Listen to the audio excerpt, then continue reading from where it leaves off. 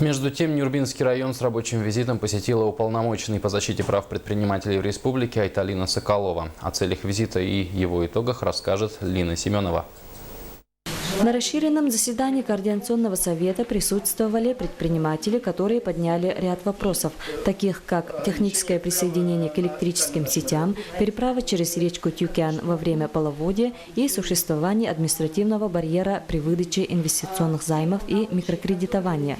Также были затронуты темы по резкому увеличению кадастровой стоимости земельных участков и по ограничению предельных цен на социально значимые продукты. Хочется понять вообще, как бизнес развивается, что ему мешает, что тормозит, и где-то чтобы увидеть такую картину, как говорится, как развивается здесь предпринимательство.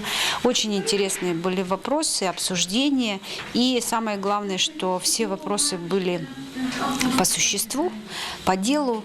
Для оказания содействия в осуществлении полномочий в муниципальных районах с учетом мнения предпринимательского сообщества, координационных советов при главах районов назначены общественные помощники.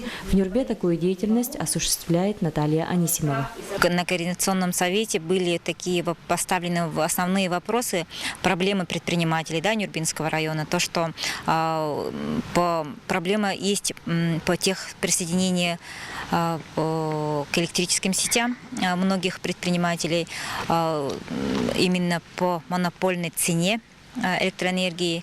Также были озвучены такие вопросы, как проблемы переправы, понтонной переправы через речку Тюкян в момент половодья. Обращения предпринимателей взяты на заметку уполномоченным, были оформлены письменные их обращения.